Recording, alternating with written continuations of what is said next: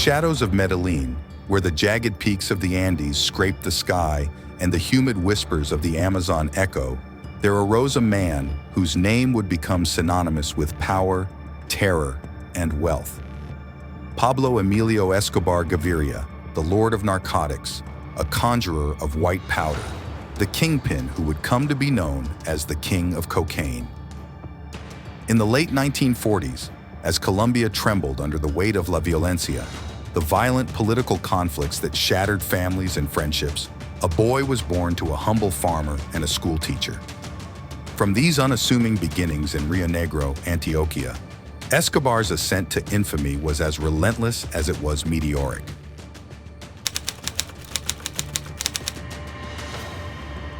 Even as a child, Escobar's ambition was evident. He wasn't content to follow the path trodden by his ancestors, toiling in the fields or teaching children their letters.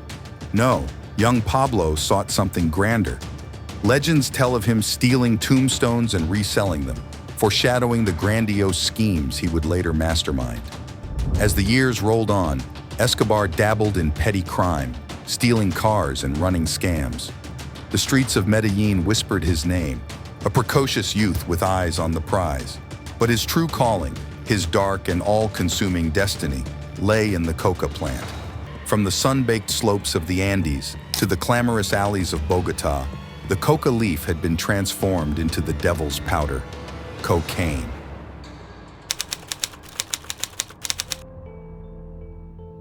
The 1970s heralded the dawn of Pablo Escobar's empire. In a time when the American dream was sullied by the haze of disco lights and narcotic allure, Escobar saw an opportunity. Cocaine was the drug of choice, and he was to be its chief supplier. Teaming up with other traffickers, Escobar forged the Medellin Cartel, a coalition that would come to dominate the global drug trade. The cartel operated with military precision, from the coca fields in Peru and Bolivia to the labs hidden in the Colombian jungle. Escobar orchestrated a symphony of crime. He oversaw every detail, ensuring that the cocaine was produced with unerring quality and transported with clockwork efficiency. The logistics were as complex as any military operation, involving planes, boats, and even submarines. One specific smuggling route began in the coca fields of Peru. The raw coca leaves were transported to secret processing labs in the Colombian jungle, where they were refined into cocaine. From there, the cocaine was packed into small, private planes. Escobar established a sophisticated airlift operation using these planes, which would fly under radar detection, often landing on clandestine airstrips in remote areas of Florida. One such airstrip was near the Everglades, chosen for its seclusion and difficult terrain, making it hard for law enforcement to monitor. Upon landing, the cargo was quickly transferred to speedboats that navigated through the swamps to avoid detection. The cocaine was then offloaded at various points along the coast and hidden in warehouses or safe houses. Trusted associates, often embedded within legitimate shipping and trucking companies, distributed the product across the United States. In New York City, one of the largest consumer markets, the cocaine was further distributed to mid-level dealers who would cut the product with additives to increase volume before selling it to street-level dealers. These street dealers finally reached the end consumers, peddling Escobar's powder in nightclubs, alleys, and upscale penthouses. Escobar was no mere businessman. He was a master of logistics, a strategist of unparalleled skill. He bribed officials, judges, and policemen, and when bribes didn't work, bullets spoke louder. The phrase plata o plomo, silver or lead, became a chilling ultimatum. Loyalty was purchased with wealth or enforced with death.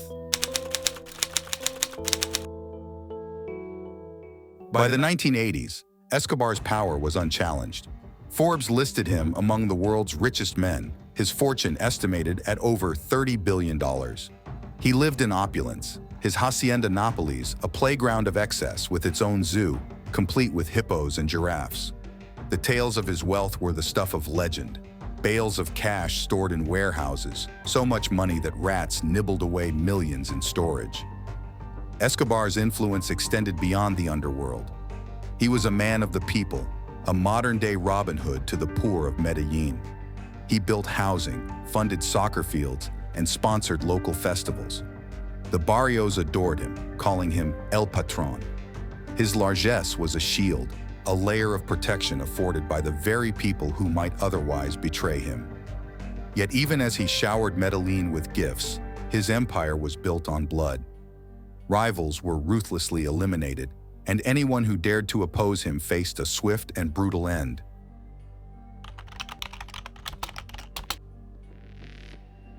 As Escobar's empire expanded, so did the ferocity of his enemies. The Colombian government, under intense pressure from the United States, declared war on the drug cartels.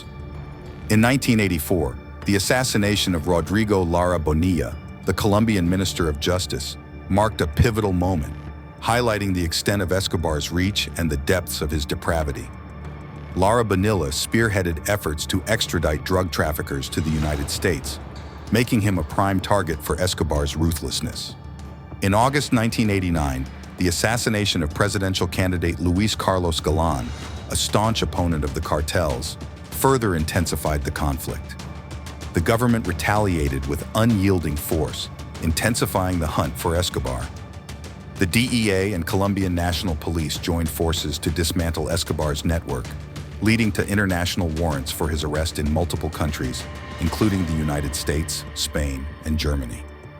The United States provided military aid and intelligence, transforming the conflict into a full-scale war. Elite units, like the Search Bloc, were specifically created to track down Escobar and his associates. Escobar's response was ruthless. Car bombs rocked Bogotá and Medellin, a terror campaign aimed at subduing the government. On November 27, 1989, Avianca Flight 203 was bombed, resulting in the deaths of all 107 passengers, an attempt to eliminate a presidential candidate. Yet with each act of violence, the noose tightened around him. His former allies deserted him, their loyalty eroded by his relentless brutality. Throughout this tumultuous period, Escobar's network of sicarios, or assassins, carried out executions with chilling efficiency. These young men, often from the slums of Medellin, were fiercely loyal, their allegiance secured with money or fear. Under the command of Escobar's trusted lieutenant, John Jairo Arias Tascon, known as Pinina, the sicarios executed hundreds of murders, their methods swift and merciless. Car bombs, drive-by shootings, and brazen assassinations became their trademarks, leaving a trail of bloodshed in their wake.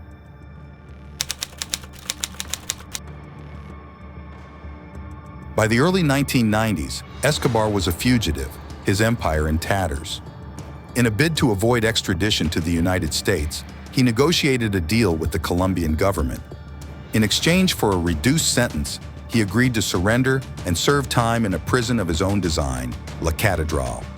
This prison was a fortress of luxury, complete with a soccer field, jacuzzi, and a nightclub. Yet, even behind bars, Escobar continued to run his empire, his reach undiminished. But the illusion of control was short-lived. In 1992, following reports of continued criminal activity, the government moved to transfer Escobar to a conventional prison.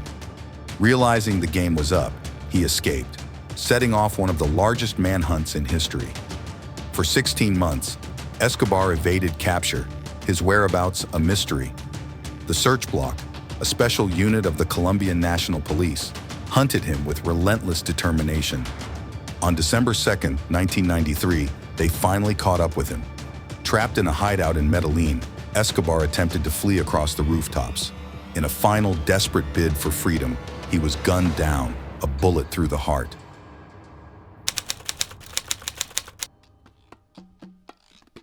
Pablo Escobar's death marked the end of an era, but his legacy endures. To some, he is a folk hero, a benefactor who gave back to the poor. To others, he is a monster, a man whose pursuit of power and wealth left a trail of blood and destruction. The Medellin Cartel shattered, the pieces scattering into the void he left behind. Yet, the cocaine trade persisted, morphing into new forms, new faces rising to claim the throne Escobar vacated. His story serves as a grim reminder of the seductive power of wealth and the devastating cost of unbridled ambition. At the height of his power, Escobar controlled 80% of the cocaine entering the United States and amassed a multi-billion-dollar fortune. However, much of this wealth vanished after his death, seized by authorities or lost in the chaos of his collapsing empire. The exact whereabouts of all his fortune remain a mystery, with rumors of hidden stashes in the Colombian jungles still captivating treasure hunters and conspiracy theorists. Escobar's family faced their own trials following his demise. His wife, Maria Victoria Henao, and their two children, Juan Pablo and Manuela, fled Colombia. They sought refuge in various countries, facing rejection and deportation, before finally settling in Argentina under assumed names. Juan Pablo, now known as Sebastián Marroquín, has since become an architect and author, speaking out against his father's legacy and advocating for a world free from the scourge of drugs. In the annals of crime, Pablo Escobar remains a towering figure, a man who climbed the highest peaks of fortune and fell to the darkest depths of infamy. He was a king without a crown, ruling an empire built on powder and blood, his name etched forever in the dark history of narcotics.